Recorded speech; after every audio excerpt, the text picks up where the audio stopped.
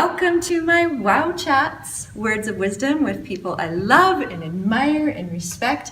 And Antonio Sausys, now did I say your last name right? You did very well. Sausys.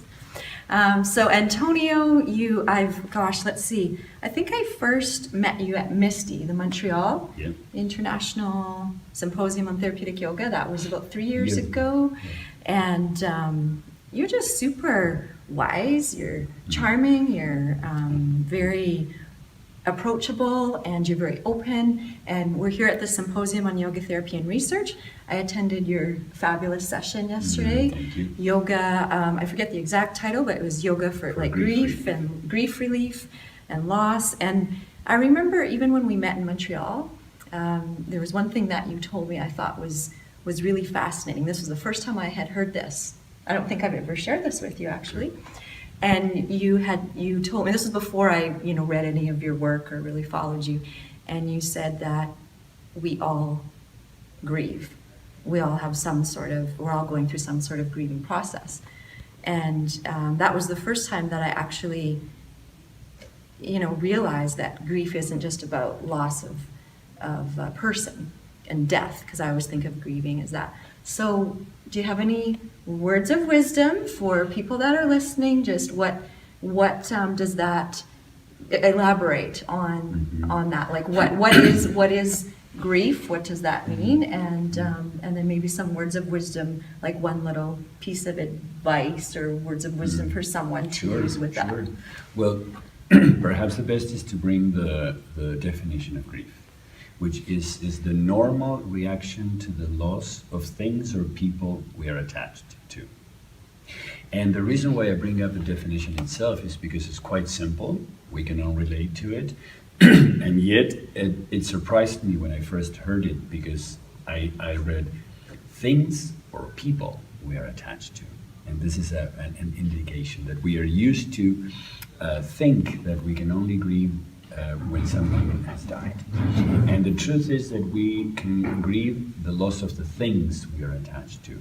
Whether we are attached to our house where we grew up and it was our family house and one day it burns to a fire, or we are attached to a beautiful piece of clothes that someone dear to us gave us and we left in that train or in that plane or whatever, or we are attached to a TV show, and every Sunday we watch The Simpsons, and one day when The Simpsons are gone, imagine after 20-something years or whatever, a lot of people are going to be grieving, because we can be attached to anything.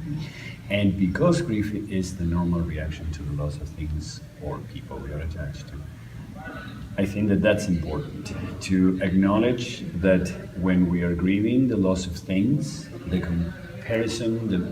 comparative mind comes in and says, oh, come on, there's people that are grieving horrible deaths. Why are you grieving that ring that you lost, or that relationship that you lost, or your innocence, or the idea of who you would have been if you wouldn't have had an abusive stepfather, just to give you an example. So all those things cause grief. All those losses, and I think that it's important to acknowledge it, because it gives people a right to grieve, a sense of permission to be able to grieve. And that's the one very direct consequence of being aware of this fact that I have witnessed in people, that then they go, oh, then I'm okay grieving for that. Yeah, and I really liked what you said yesterday in your session, that it's normal.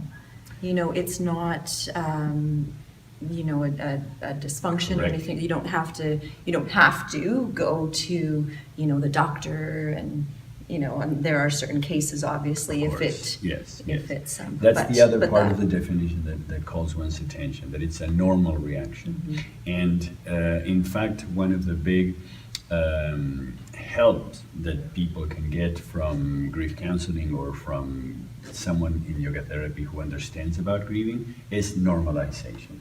Is to understand that even though grief feels like an illness and it has so many symptoms, and the symptoms are emotional and physical and mental and behavioral and social and spiritual, and it's a huge list of symptoms, and perhaps we know of very little conditions that have so many symptoms, and yet it's normal.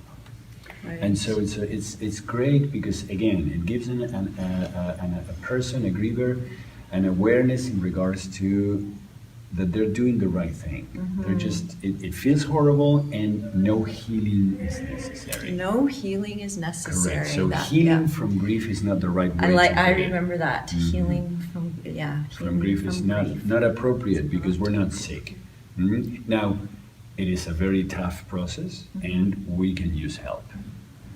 Help, or as we say, I'm from Uruguay, from South America, and one of those things that you always say in your country that you don't know how good or wise they are until you leave your country and you learn how another culture presents it. And so condolences, keep offering condolences. And here we say, I'm sorry for your loss. Yes, I'm sorry for your loss. Correct. And a lot of people get upset because, are you really sorry? Or do you know if I'm sorry? Because I'm angry maybe about my loss. I'm not sorry. So what are you saying? So and we want to say something. In Uruguay, we say, te acompaño el sentimiento.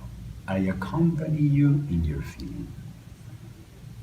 And I so many times I said it like a parrot, someone died, someone, oh, te acompaño el sentimiento. And now I see how valuable that is, because in grief, what we need is company.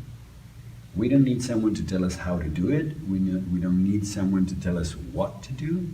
We need people to hear us, and we need to just have company, because it's a very tough thing. It's great. Yeah, and I think that the third, if you want, the third aspect of the definition that I think it's important and that relates to yoga big time is that we grieve the loss of things or people we are attached to. There's a famous phrase popularized by Queen Elizabeth that says, grief is the price we pay for love. And when I say this phrase, everyone goes, oh, so beautiful, and they write it down. and it's inaccurate. It's untrue. Because if you hear the definition again, love is nowhere to be found. Because we don't grieve the loss of things we love. In fact, the big journey of grieving is going from loving in presence to loving in absence.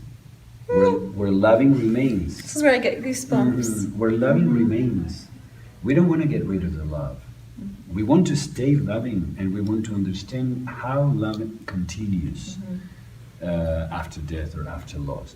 So the true seed for grief is attachment, is the belief that my happiness or my well-being depends on the presence of a person or on the continuous availability of an object, of a thing. And because, as yoga teaches us, everything is impermanent, this is why Patanjali named attachment one of the sure tickets to suffering. Because if your happiness and well-being depends on something that is impermanent, your suffering and well-being is going to go when that impermanent thing goes. And that thing will go. Inevitably. And we as humans, we're human, and so we have attachments, and we can work on that philosophy, and there's different things we can do, but we're at the end of the day, we're human, and so the last, to wrap it up, to the audience here, what would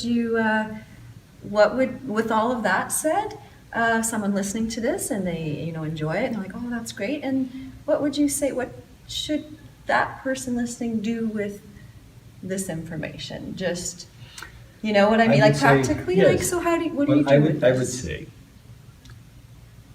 self-normalize yourself. So know that what you're going through is normal, even though it sounds terrible. Know that it's normal, and it feels bad. Know that it's normal.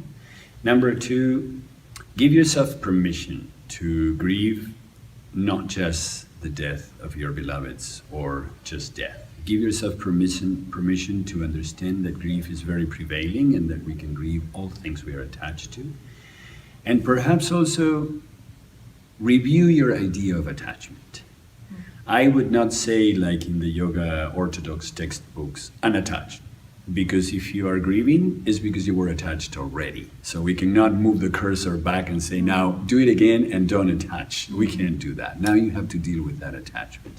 Yet, I suggest detached attachment.